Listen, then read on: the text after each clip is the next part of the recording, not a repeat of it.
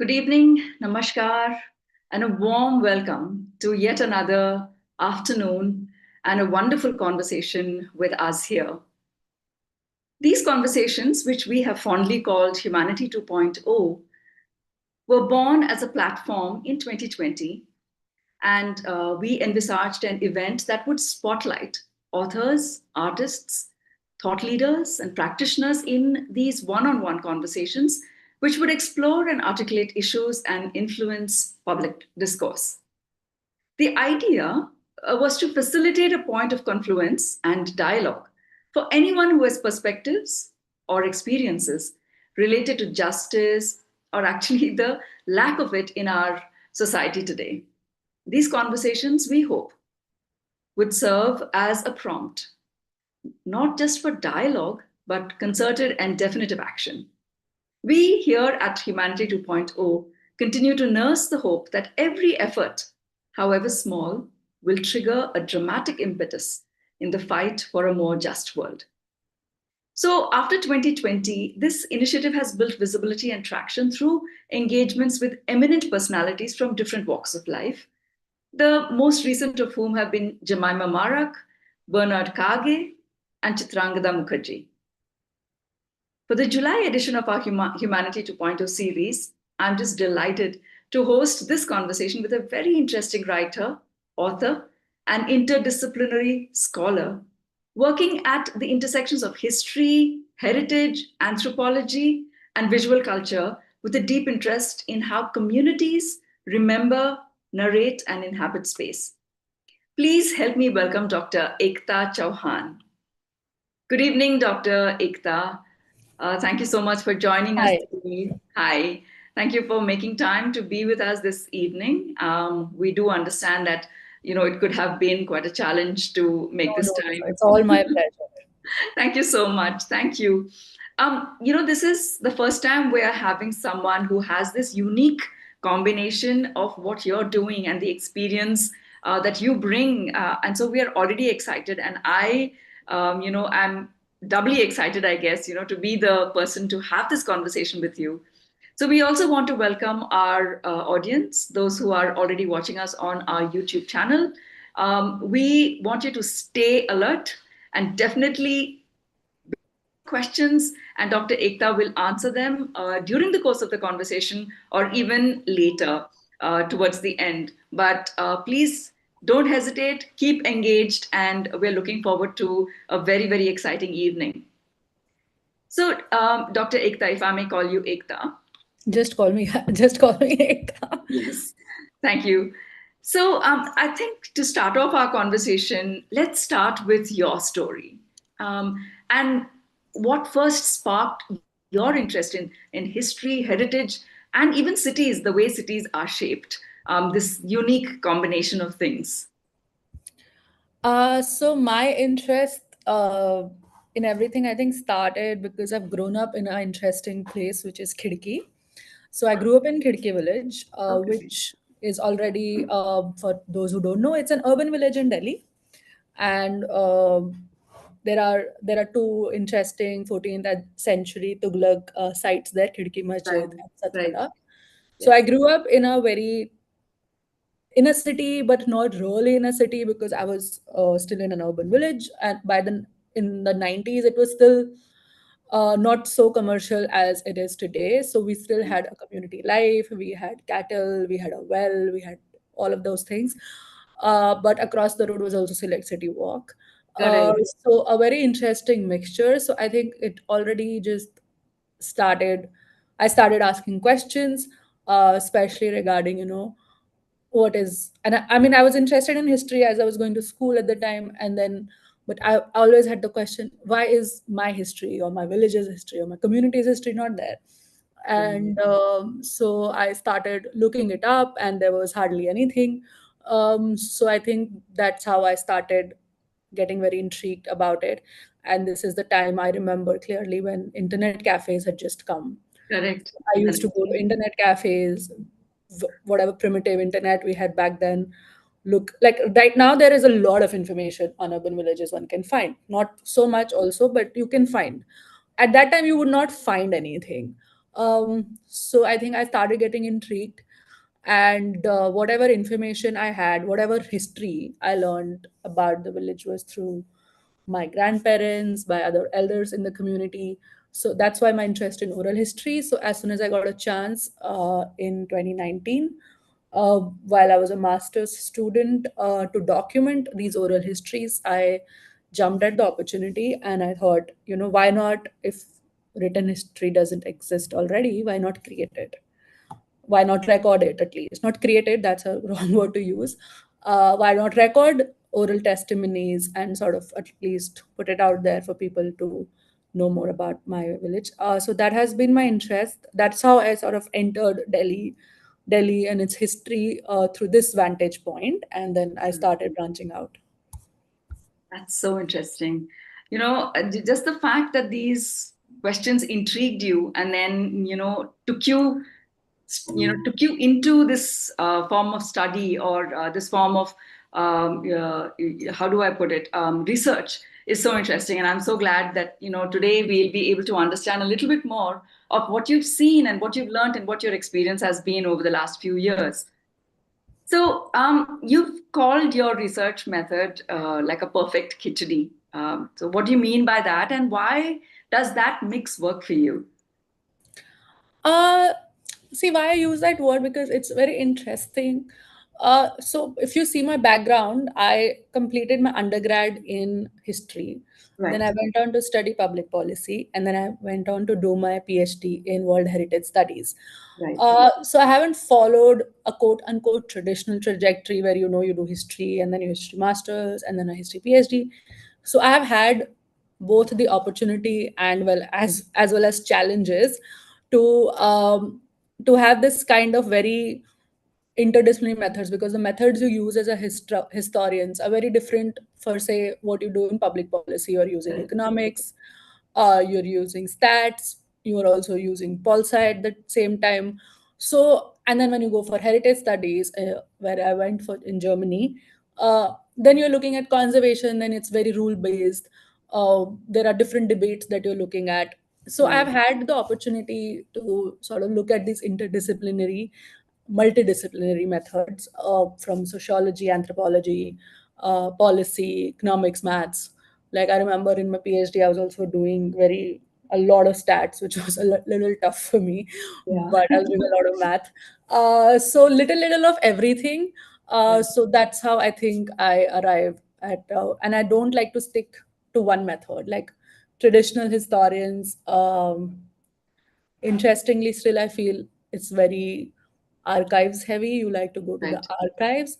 Oral Right. history still is a very emerging field. It's not taken seriously because oral histories are, not considered that reliable. So anyway, when I started recording history of these everyday people, started recording everyday occurrences, nothing, not looking at a big event of, say, like Right. partition or the revolt or anything. I'm just looking at what happens on an everyday basis. How do people live on an everyday basis? And architectures also, I look at not grand architecture. I've never worked on a grand architecture. I look at everyday architectures. So then I have to look at these various approaches, which I guess makes it a khichdi, right? And I love the word. I mean, khichdi is, of course, I think everyone's favorite. I think, let me speak for myself, it's my favorite food. And, the fact is that it's simple, but it's also just a mix of so many things. So I And think it for works. us, And it works every and time. it works. Yes, you can't go wrong with khichdi. So yeah, I think that's a good resonance. You mentioned that you're looking at everyday life, but you're looking at everyday life in cities, or you're looking at it in, um, through the lens of how cities have emerged, how cities have grown, and therefore what happens in everyday life. Is that how your study is structured? So how my study is structured is I particularly look at only urban villages for now.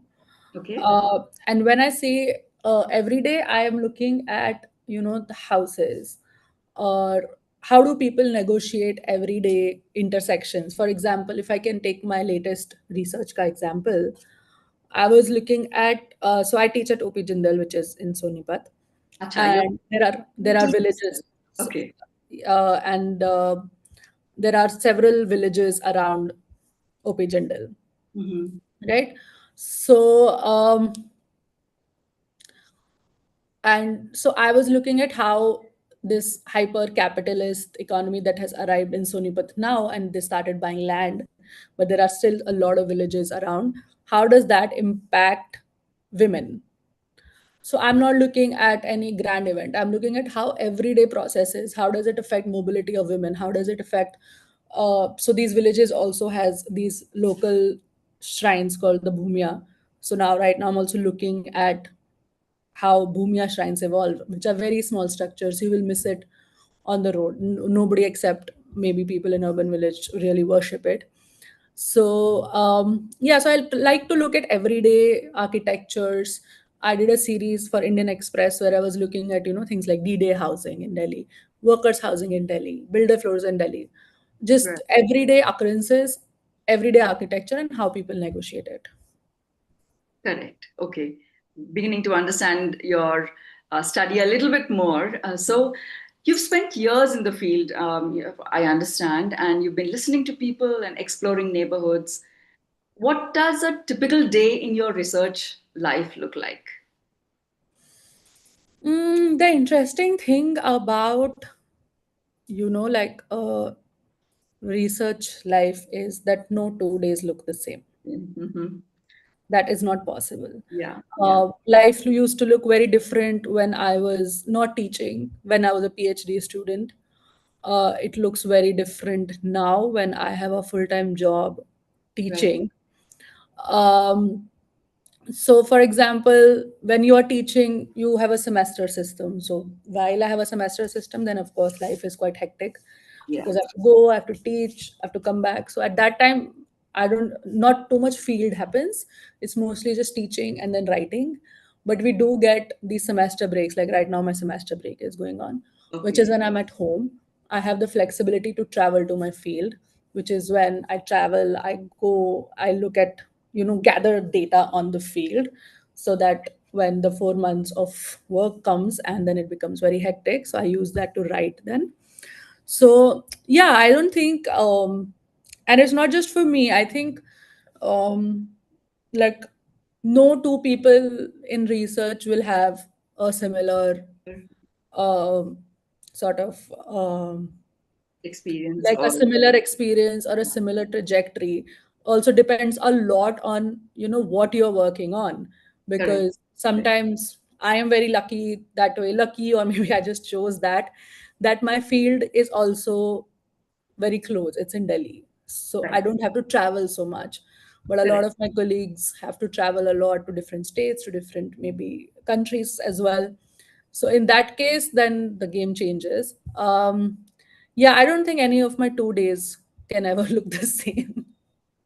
And I'm sure each day is so exciting because you're Each day is covering exciting. Some of everything. them are exciting. Some of them are very boring. Like right now, since last 2 days, I'm editing something Okay. I've written.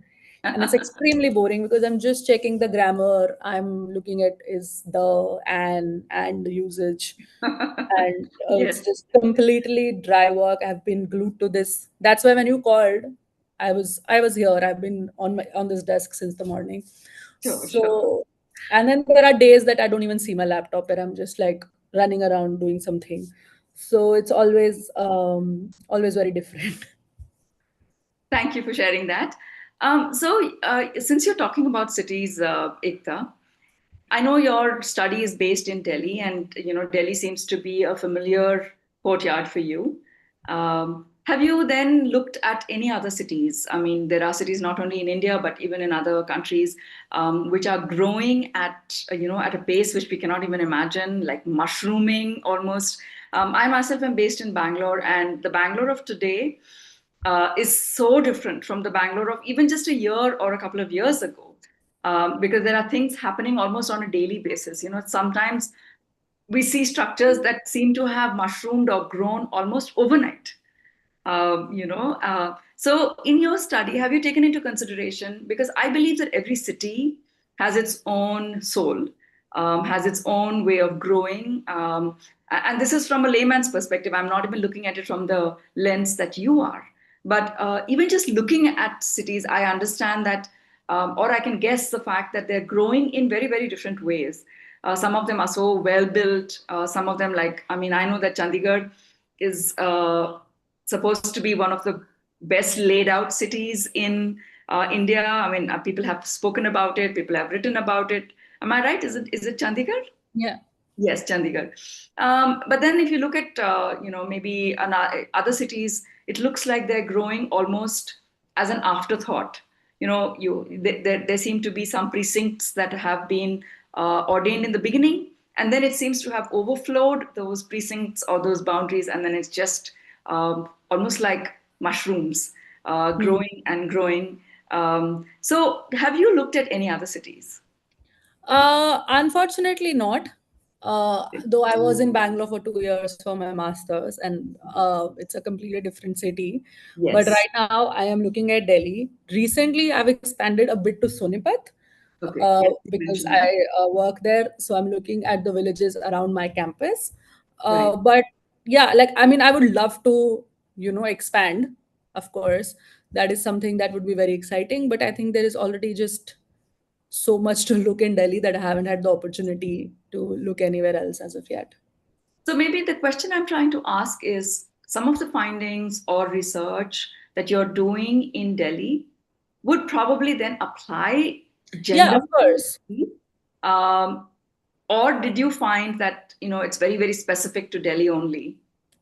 No, no, no. Of course. See, Delhi is a case study that I often take. Correct. While some processes are, of course, very specific to Delhi, there Right. are others that have uh, sort of not universal, but at least pan India application. So, like, say, for example, one thing between Delhi and Bangalore that we can look at, and that I think this little story will also explain what urban villages really are, Right. is how most cities have expanded in post independence era. Is that, of course, only a couple of cities existed in 1947 and very small. Like Bangalore also existed only in core, maybe like that core Mangla, the British era. Yes. Yes. Yes. Bangalore Yeah. existed in a certain way. So then how has cities expanded? Simply, the government under the constitution can actually acquire your land. All land in in India belongs to the government. So there is land acquisition that we keep reading about in the news. Right. Sometimes it's easy, sometimes there are a lot of problems with that. So what the government typically does is it buys off the farmlands from farmers, Right. typically leaving out where people live, which is the settlement area.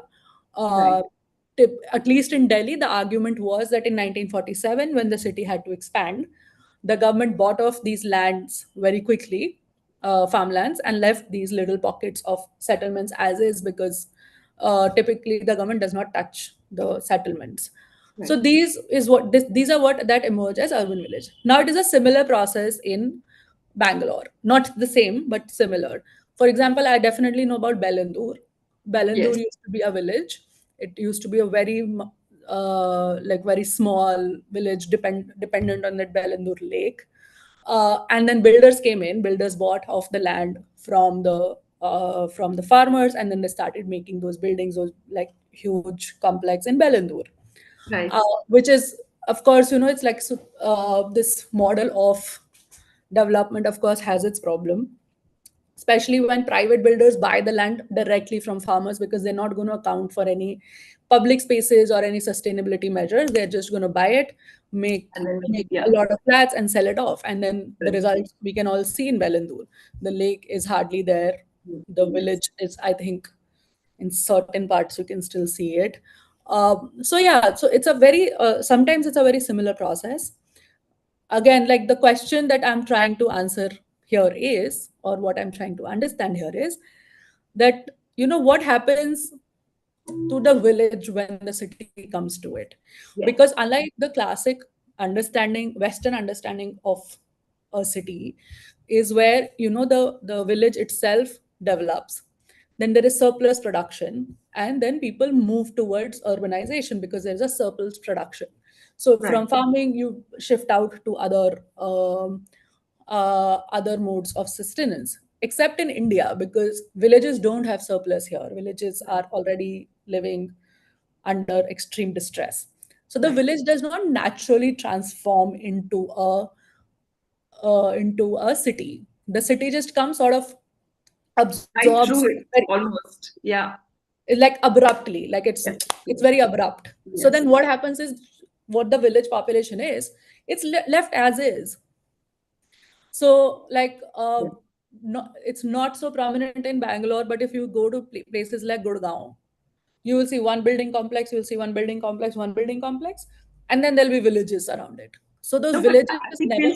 we see the same thing even, for example, on the way to the international airport here in Yeah, Bangalore. exactly. You know, where you have a high like a good road going to the international airport, but we are cutting across people's farms. We are cutting across chicken, just their small farms, or small coops, people owning, say, goats and cows and all of that. So we're just going right through that, so it looks as if the city is cutting across the village.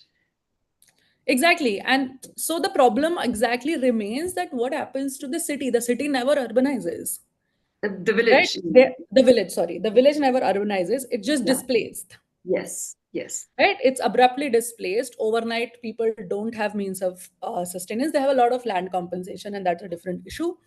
But they are never going to become urban. They are going to be on the margins, Correct. right? So those give rise to very complicated socio-political and cultural problems. And yes, the So social fabric changes. Uh, social fabric changes. For example, if I can give you a good example, because yes. Delhi and Gurgaon, two major cities side by side, offers you a huge contrast. Because, and why I say that is that because in Delhi, the land acquisition that happened was led by the government, Right. right? Which means that the government acquired land for public purpose, quote unquote, and then it can decide what to do. DDA, Delhi Development Authority. Right. Then it can develop a residential complex there, or a market, or a park, or maybe sell it further to a private developer.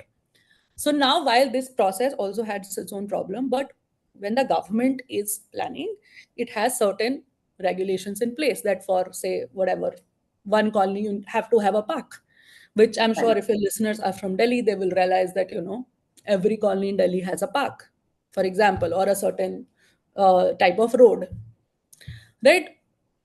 But what happens in Gurgaon or now in Sonipat, because Haryana is actually the only state in India which allows private builders to buy land directly from the farmers. Farmers So themselves. there is no mediation by the government. So now, Okay. if I, as a builder, just buy your land, I don't care about creating a park. I don't care about creating housing for each strata of the society. That there should be maybe some for rich people, some for poor people, some for the working class, some for this, some for that, so that everybody can find housing. They are Right. just going to abruptly come make their gated complex. So that's why you can see the difference. In Gurgaon, you'll have massive complex, and then there are these little villages which also suddenly have a lot of money because all their land was, of course, sold for a lot of money. Right. And because it's private capital, there is no government intervention. Often it is black money paid purely in cash, and it has its own problem. So now, coming to the question of social fabric. Now, what happens in Gurgaon? Gurgaon has a bad image for being unsafe. It is Right. precisely because of this reason. Because Right. like the joke we have, which is also true, is that Gurgaon created its buildings and then they realized they forgot to make the road. Yes. Because as a builder, I am only concerned about The this building. one this one complex, Right. and outside it there is I'm not responsible for what's happening. So Mhm. between two building complexes A and B, you are on your own. You might face any crime. You are on your own. Right. And the social fabric changes a lot because suddenly people don't have employment in these villages because their sort of farmland is gone. Socially or culturally, they are not integrated, and then Right. suddenly, but they have a lot of money. So where does the money go? It goes Right. in cars. It goes in guns. Everybody Yes. has a gun. It goes in gender dynamics get really messed up, and I worked on gender dynamics in my last paper. Gender dynamics go for a toss Right. because the social fabric changes so quickly. So gender dynamics especially goes for a toss. Correct. That's so interesting. And so, since you've mentioned this, Ekta, I think this. I would like to just segue into the whole idea of human stories amidst this concrete jungle that we are building and calling it the cities. Like, so, how important are stories and memories in the kind of research you do? And were there any particular moments in your field that really surprised you, like your, work when you were on the field, or have they changed the way you thought about a place? Mm, so I mean, there are a lot of interesting things that happen. I What you mean, mentioned, of course, are very important. Sorry to interrupt, but sorry. what you did mention about gender dynamics going for a toss, and the fact that people come into new money without a particular way of being able to channel that money, which leaves them at the mercy of doing things which are probably not the best for society, not the best for their community, not best for themselves as well. So yes. How important do you think that people's stories or their memories are in this kind of research? See, because memories, especially in the day and age that we live, I feel it's very important to document certain memories because we live in this social media age and in this post-truth world where everything is changing so fast. Right.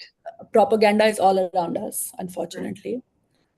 People are falling for that propaganda. People are also reimagining and revising their history. Right. We are constantly being told that a certain part of our history does not belong to us and we need to go back to certain golden age. So Yes. in this sort of a situation, it is very important to look at community memories, to look at to look at stories that made our society a much more, I'm not saying it was some ideal situation, I don't want to fetishize that, but also just learning from everyday experience, and it helps you understand events in a much more humane way, right? Right. Like a very not related to my research, but a very what has happened in the past few years in research in India has also been, we all knew partition. Now one way of looking at partition is through, okay, this movement happened, then Gandhi signed something, then Jinnah signed something, Right. then British government said something, blah blah blah. Of course, a legal technical way. But the other way a lot of scholars have now started looking at it is through the traumatic experiences of people, right? Right. Which humanizes it to an extent that we know never to repeat this again, Right. right? When you look at stories of brutal violence against women, against neighbors killing neighbors, that is when you realize that this is something that we can't afford to repeat, because you put Right. a human face to a political event, because otherwise these events, these big events are very distant, right? Right. And that is also how the field of memory studies have actually emerged. Memory studies emerged in post World War II, post Holocaust era, Right. because Holocaust shook Europe in a certain way.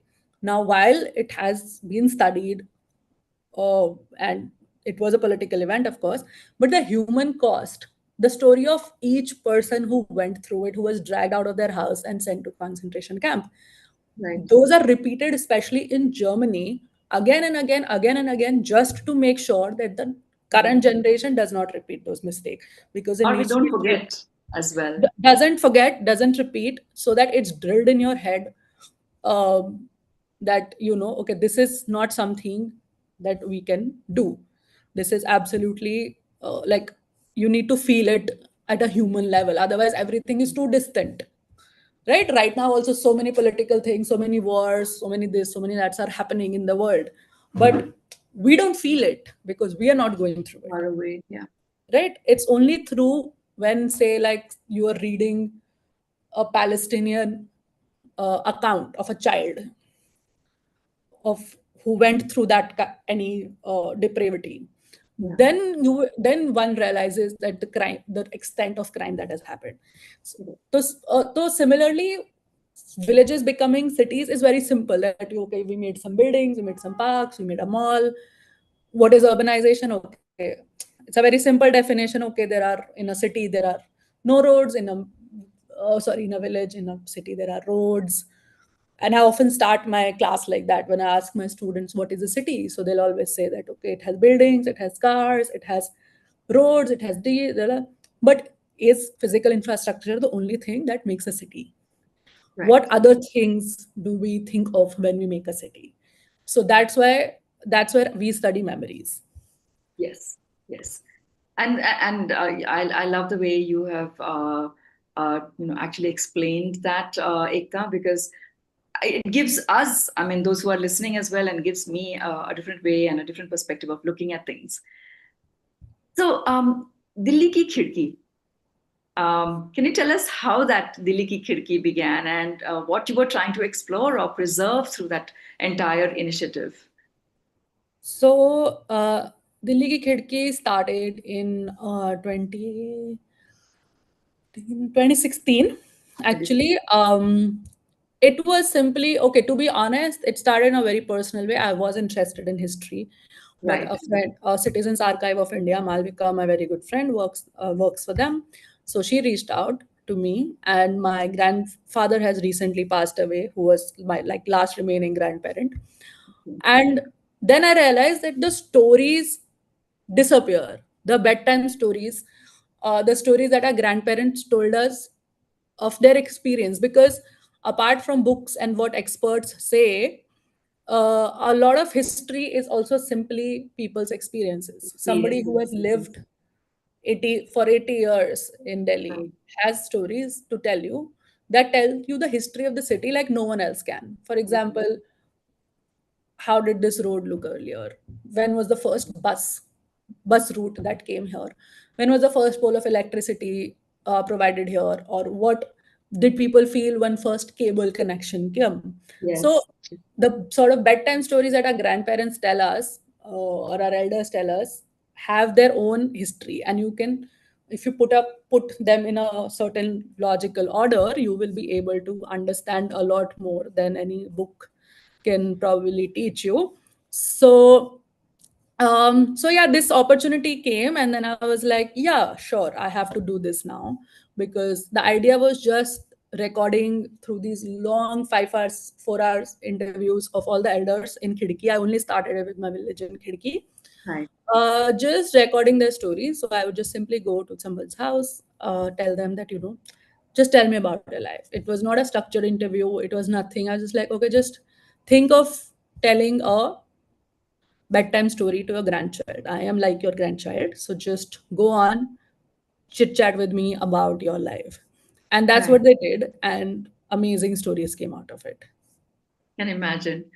And I like the way Dilli ki khidki also, I mean, a play on the word khidki could be a window to Delhi. Yeah, And exactly. that also works so beautifully. And I mean, I hope that you use the same khidki, in other cities as well, as part of your research, because I think you would come up with gems in terms of information, in terms of insight, in terms of memories, even, for other cities as well. So I hope that you will at some point, incorporate other cities as well.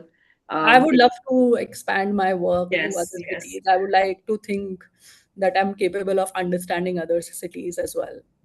Right, right. So you've been listening to and recording stories, I mean, like you said, for over a decade, and you've been living with these stories for so long. How did that feel? And do you think there's one story or voice that especially moved you? Could you share that? My favorite story remains the one from my village of someone that we all call Master Ji. Yes. In love, because he used to be a school teacher, so we all call him Master Ji. He is almost 80 now, uh, over 80 actually. So he told me one of my favorite stories, which was both shocking for me, and shocking, and in a very nice way actually. He of course saw pre-partition time, and Right. while there are no Muslims in our village right now, it's a predominantly Hindu village. There used to be Muslims who left during partition riots. Some of them went to Pakistan, some of them went to Haryana in Nu, where they had relatives. So Master Ji used to have a friend, Iqbal, and he had to, of course, leave his house during the riots, and he went to Karachi. But what Master Ji tells me is that he continued to write to him because they were very good friends. They were like chuddy buddies, basically. So he continued to write, and he did come in 2002 to visit his village, Wow. and he met Master Ji. He went around the village, and he bought sweets for everybody from Pakistan, from his home, to his other home, his original home. Right. But what was also heartbreaking, while it was an amazing story that he came all the way, and then Master Ji was like, I took him around the village, and he was shocked about so many changes that had happened. Of course, in 2002, everything had changed, Right. which was very heartwarming. But at the same time, the heartbreaking part of it was where Master Ji told me that, then he was like, okay, so the street that Iqbal used to live in, he was taking him towards that street, and he was like, I can't go to that street. I Oh. won't be able to take it. I've come all the way here, but I don't think so that I have the heart, or like I don't have it in me to see what became of my house or that street that I had to leave under such extreme circumstances. So it's both an interesting, like it's a heartwarming, but also a terrible story of how somebody had to leave, Yeah. never to come back in certain circumstances. And partition stories are heartbreaking that way. Yes, they are. Um, and then another story, of course, which was, I wouldn't say interesting, but made me look at my own privilege, was when I interviewed the Dalit families of my village. So the village, of course, continues to be divided much along caste lines, and I belong to an upper caste family. So through my childhood, of course, I was not allowed to go in the area that where Dalits live, and of course, I never questioned it, and it was just not a part of my imagination. But when I started interviewing there, uh, and as thankfully my not I mean, so I started going there, I started interviewing, and some of the interviewers told me the most heartbreaking story, making me look back at my own privilege, that why have I never questioned the fact that I have just not come to this street all my life, and it's been like 25 years, and why do I have no friends from the street? And people telling that even today people don't, like, because in a village, generally, if you cross paths with anyone, you will say hello, you will say ram ram, you will say namaste. um, so this gentleman told me, who was also 80 or 85 years old at the time, that if I cross the street, nobody says that to me. Right. So something that we take for granted, that of course if I cross someone I know, they're going to say hi to me, which is also an upper caste privilege, and you only do it to people in your community. So that was, I think, but a very necessary story, for also just to, like, give that sort of slap on your face that you Yeah. need to check your own privilege. Right. Right. And that's such an interesting and poignant story that both the stories that you shared, Ekta. Thank you for taking us deeper into ourselves to question some of the things that we probably just take for granted. Um, so, Ekta, when we hear the word heritage, we often think of monuments or old buildings. But how do the people living around them think about it? Like, so do images, maps, or everyday objects help in telling these stories in a more structured or textured way? See, heritage is something that everybody really just defines them the way they want. There is no one definition, right? A recipe passed down from my mom to me is also my heritage. Heritage. Yes, yes, you're A right. monument is also my heritage. a song is also a heritage. Like there is tangible and intangible heritage, right? Right. So there is no one one way to Definition. define it. I think Yeah. it's on everybody. It's sort of on each person to define what they think is their heritage. Uh, Now, of course, what a person thinks is their heritage uh, is a conflict, because in these times there is a lot of conflict over what one can consider their heritage. Can I consider what we now call foreign invasion and their architecture and their language, quote unquote, uh, my heritage? The most conflict, I think, what is interesting is also like when you look at food, maybe because you are Right. also interacting continuously with other cultures. So it's very tough to, it's not tough, it's actually impossible to just to say this is my culture and this is your culture, because cultures always intermix and there is just no way, Yes. one way of And there's uh, no airtight container for culture. yeah. Yeah. So yeah, so heritage people define in their own ways. uh, People define not just, and it's not to say that I define it in a very isolated way. I will be defining it in frameworks that is given to me by what is happening around me. Yeah. So memories and our definitions also change over time, because we are also living in a certain time, and we are also product of our times. Correct. Correct. Right. Um, so you've started. You mentioned that you've started now doing research in the villages around Sonipat, and of course that's so different from Delhi. How do you compare your work in Delhi with what you're doing in Sonipat right now? It's actually not very different from Delhi.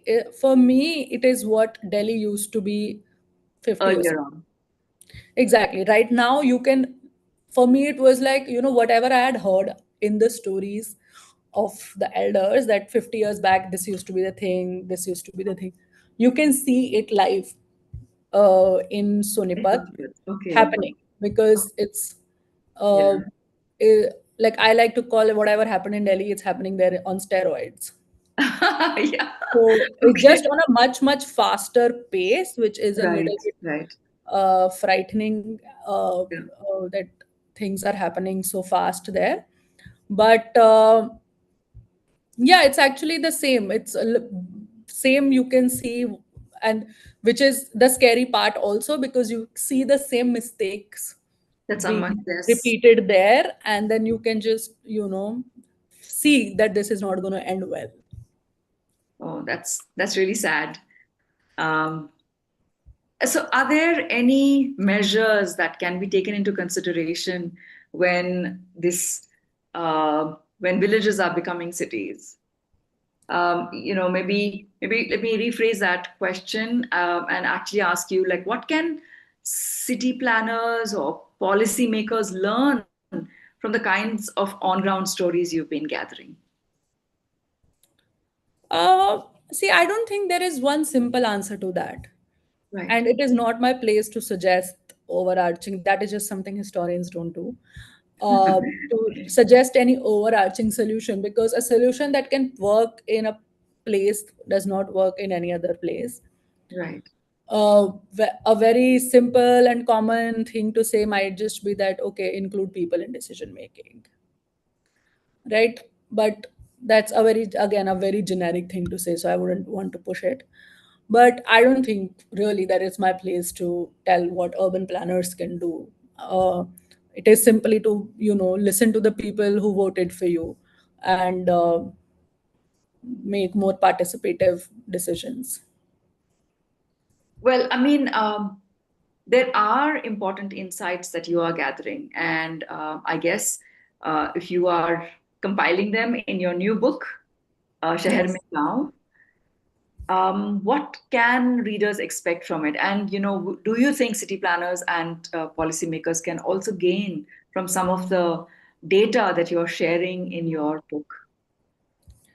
See, I think what we need to just gain is that what you, and like, life is not just, or planning is not just on paper.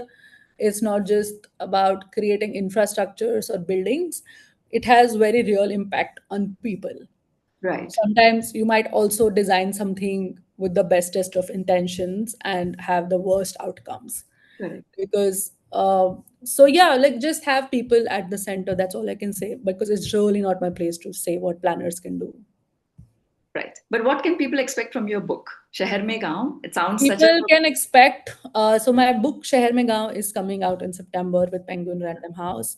Have you written it in English or in Hindi? English. It's In coming in English, English. but Hopefully, it it will is be translated into Hindi sometime okay. soon. Okay. I would Right. love for that to happen. Right. Um, but people can just expect a lot of stories Right. and to put a little bit of a human face to their city. Right, right. That's so interesting. I'm looking forward to it as well. And I had mentioned this to my dad, and in fact, he was saying that when the book comes, I would really love to read it as well Oh, because I'm so glad. he's very interested in the intersection of what's happening around the world and how it impacts communities and social structures and social fabric. So this is going to be a really good insight, Ekta. I hope he likes Just it. Do before. let me know if he likes it, though. Definitely, I definitely will. I will keep in touch with you, of course, and so I will. So, Dr. Ekta, I just wanted to say that before we go into the last two or three questions that I had in mind, we have a couple of questions from our viewers. Okay. And let me ask you the question. One is from Evangel Macha, and the question is: are there other deep rooted reasons for people flocking to the cities? Do you see any harmony in the huge housing societies? So these are two very complex questions, and I would just maybe just give my opinion on it. I am not claiming that I'm answering or solving these problems. Right. Um, See, people are flocking to cities simply because in the post-liberalization era, we have just completely abandoned our villages. Oh, Simple, that's really as sad. simple as that. We have a very particular view of what development looks like in the post-liberalization 1991 era. Um, and that view is what I like to call a Dubai aesthetic, right? So we have a very singular, narrow-minded view of what development looks like. Say it is cars and not buses. It is tall buildings and not smaller houses. It's housing for the rich, because like you can see, like India has high GDP, but 1% of India holds all the wealth. So like, what do you expect? So Mm. unfortunately, inequalities are here to stay, because that is just unfortunately how we have designed, and we have just completely abandoned um, our village, not just our villages, even like small cities. Within the cities, we have abandoned what are not like middle class areas or lower middle class areas. Even in Delhi, you can see you will have like a golf links, but just behind golf links, there'll be a huge chuggi. Huge, So yeah. there is no affordable housing. Some sections of the society are living in so much privilege, and of Yeah. course the government and crony capitalism is fueling it. And then there are others who have just absolutely no uh, Even the basic. absolutely nothing, basic necessities. So Yes. that is following a certain trajectory we have chosen as a society or as a government. And I would say that it's not even the government's fault. Government just reflects what people want, and people want this. We want ACs for the 1% or not, and not fans for the 100%, right? Well, I think Mumbai would also be another classic example for you to actually study because what you mentioned, is just so starkly visible in a city, a huge city like Mumbai. Yeah, and then coming to housing societies, I am forgetting, but if your reader can just go on scroll, they are doing a three-part series on how our housing societies reflect the problems of our society. Our Sure. housing societies, honestly, are just a reflection of the casteist society that we live in. I Yes. would love for you to go to any housing society or any quote unquote posh locality and see the nameplates and see who are the people living there. They're all Brahmin, Baniyas, Rajputs, Thakurs. I dare you to find a SC, ST. person, maybe OBC here and there. I dare you to find a Muslim person Yeah. living anywhere. So housing societies are simply a reflection. I don't know how many of you saw the news where, the Gurgaon or Noida societies are often in news where they ask their house help to use different elevators, right? So housing societies, see, the smallest, I always say, like, and I think people hate me for it, but I don't, like I said, I am in no position to tell the government what to do. I can only tell us, or I can only correct myself, because the smallest unit remains family. Right. In our family, we have so much, in our households, we will have so much, what is it Division. called? Divisions. The plate that you eat in and the plate your house help eats in is different. So, what do we expect from a housing society or the government that we elect? Of course, they uh, they treat people differently. You call your boss up and you call your help too. Right. So that just reflects in the society we live in, because it's a good, just it's just a reflection of who we are as people, unfortunately, and we are very divided people. I should say I really appreciate your honesty and saying it as it is, Dr. Ekta. I mean, because I think only when we are able to acknowledge what you have so starkly talked about and said, are we going to be able to change any part of it, even if not as an entire nation or as communities, as individuals we can. And Yeah, I think exactly. Because again, see, the issue comes back to the fact that it's easy to blame things on an abstract entity, right. right? The government is doing this, government's mistake, this and that. But given an option, we will do the same. Right. I will do exactly the same. Right? So we will do the same. But we don't have, we have, like, and this is my favorite, again, favorite example to give. Our fear for authority is instilled in our head when we're children, right? You have to do what your parents say simply because they're elders. There's absolutely no other reason for it. The person in authority does not, in our families, does not feel the need to explain it to us why they're doing what they're doing. Right. So that is the system we grow up in, and then we just have this immense respect, not respect, immense fear of authority. So Right. we so, and then we like to blame it on abstract authorities rather than Bringing it looking back to inwards ourselves. and seeing that, will I allow my house help to sit on the sofa with me? Because that's a tougher question to answer. Correct. So, Ekta, there's also another question from Sheba, and the question is, how does modern adoption to the world we live in now leave an impact to cultural behavior of the villagers? How does being a historian help in this regard? um See, there is, uh, what we call, there is an hegemonic of ideas, right? Everybody is chasing the same ideal that we have. Now there is no need, or there is no point of fetishizing the village. They don't, Right. okay, city people are like that, but village people are fighting to save some pond or some tree.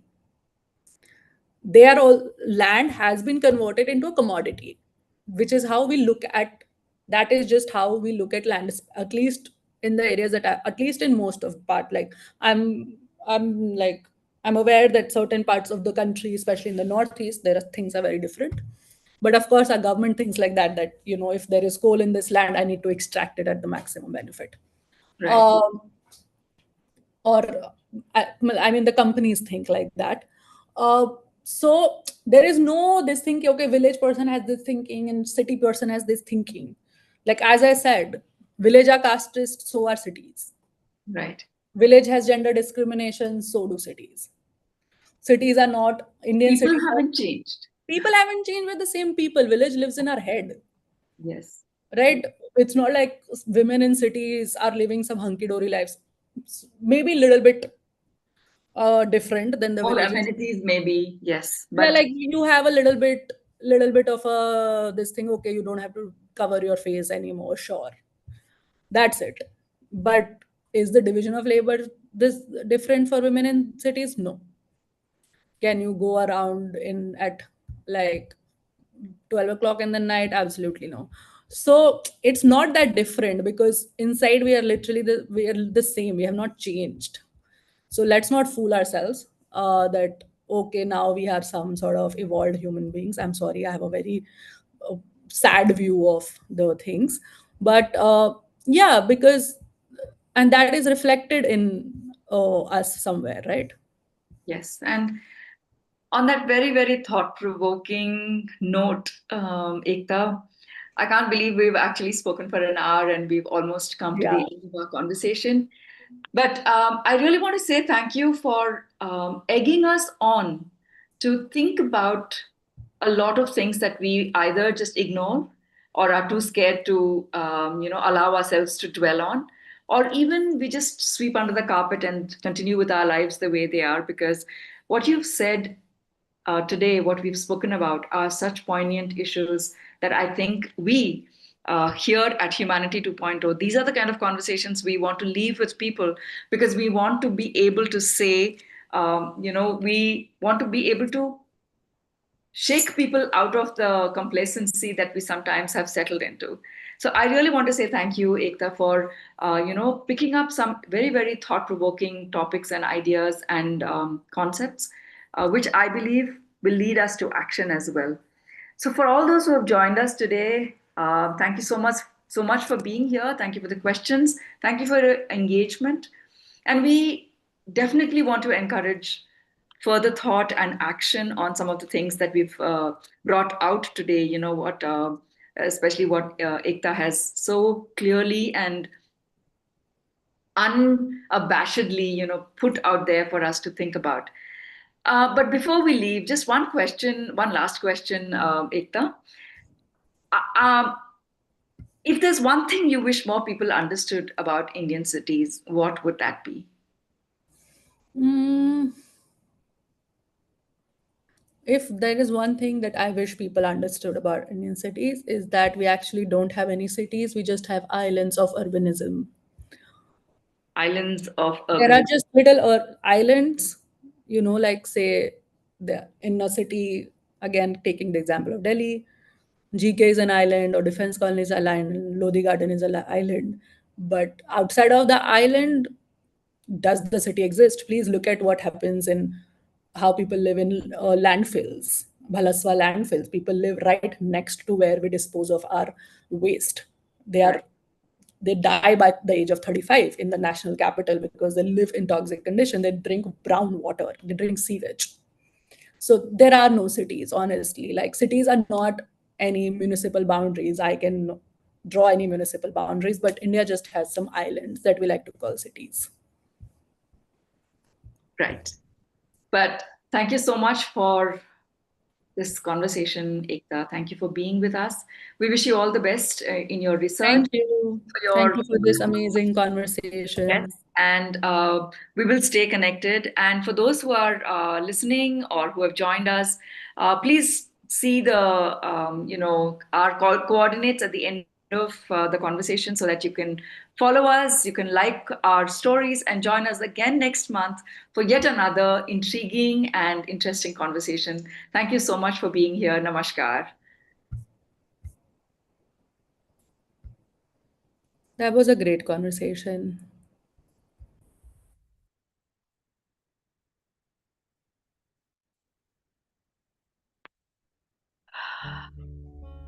Oh.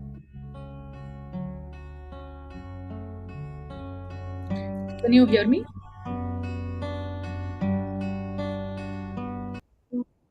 Are we still live?